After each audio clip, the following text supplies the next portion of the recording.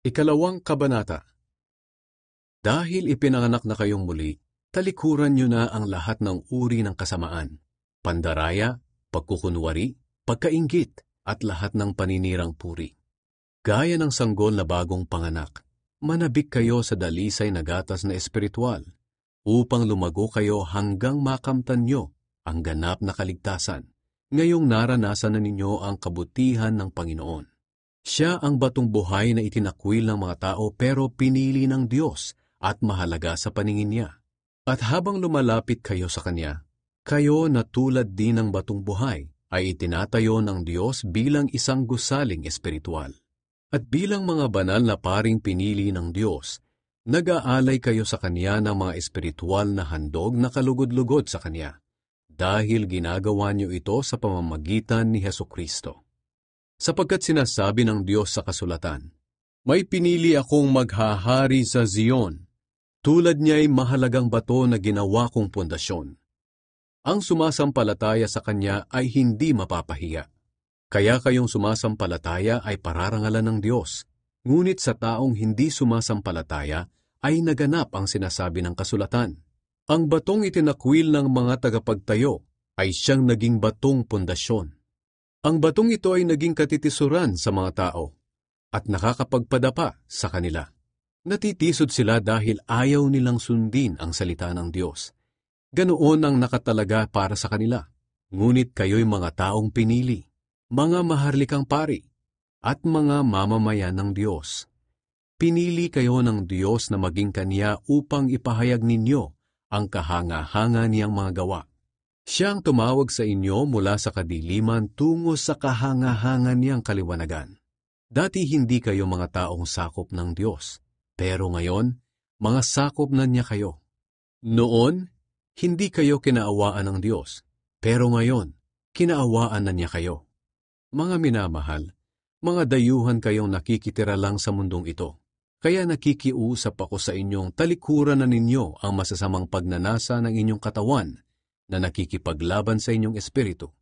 Sa lahat ng oras, ipakita niyo sa mga taong hindi kumikilala sa Diyos ang matuwid ninyong pamumuhay.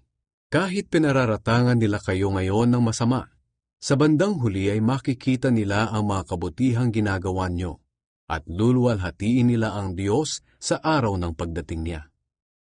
Magpasakop kayo sa mga tagapamahala ng bayan.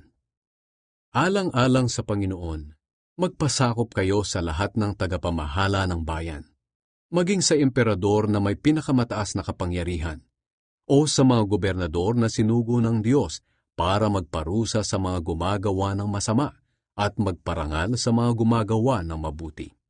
Sapagkat ito ang kalooban ng Diyos, na sa pamamagitan ng mabuti ninyong gawa ay walang masabi ang mga hangal na walang alam sa katotohanan.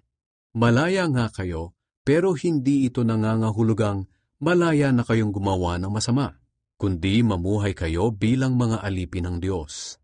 Igalang nyo ang lahat ng tao at mahalin nyo ang mga kapatid ninyo kay Kristo. Mamuhay kayo ng may takot sa Diyos at igalang ninyo ang emperador. Tularan ninyo si Kristo. Mga alipin, sundin ninyo ng may takot sa Diyos ang mga amo ninyo. Hindi lang ang mababait kundi pati ang malulupit. Sapagkat pagpapalain kayo ng Diyos kung tinitiis ninyo ang mga pagpapahirap kahit wala kayong kasalanan, dahil sa nais ninyong sundin ang kalooban niya. Pero kung parusahan kayo dahil sa ginagawa ninyong masama, wala ring kabuluhan kahit tiisin ninyo ito.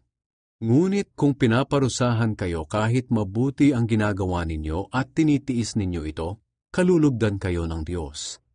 Ang mga pagdurusa ni Kristo para sa atin ang halimbawang dapat nating tularan.